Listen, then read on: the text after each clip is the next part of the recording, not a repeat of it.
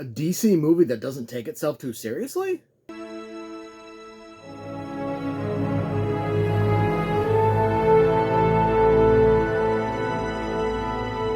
When DC League of Super Pets was first announced, I was actually a little excited for the chance to see Crypto and Ace, and actually, really, they're really the only Super Pets, I guess.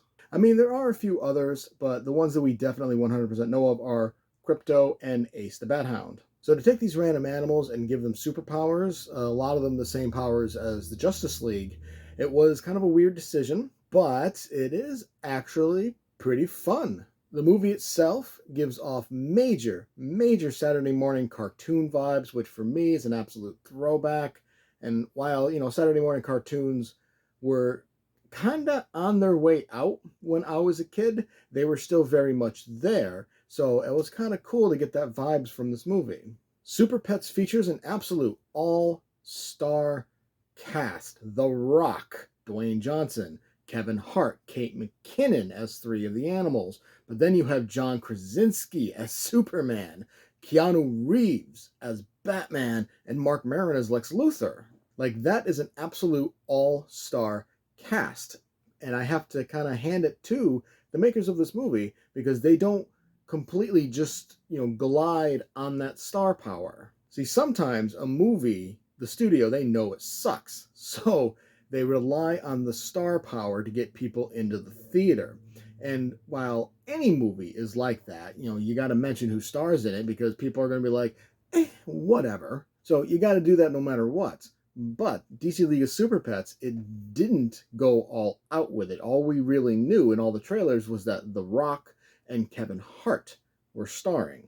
Nowhere in the trailers did it mention Kate McKinnon or Krasinski or Keanu Reeves, Mark Maron. Didn't mention them at all. Could very well be that Warner Brothers thought that just mentioning The Rock and Kevin Hart was enough, but I think the movie stands on its own merits. Now, it's not an amazing movie. It's definitely the kind of film that you just kind of shut your brain off and just enjoy the mindlessness of it, because it is funny. It does have some fun action scenes, and like I said, it gives off major vibes of Saturday morning cartoons. And in a nice change of pace, where most DC movies are dark and brooding and all that shit, they started getting a little more into the comedy, thankfully, and DC League of Super Pets kind of goes all in with it.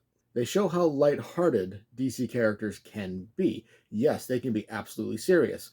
Look at Batman. He's probably the most serious character in DC, but he can be lighthearted.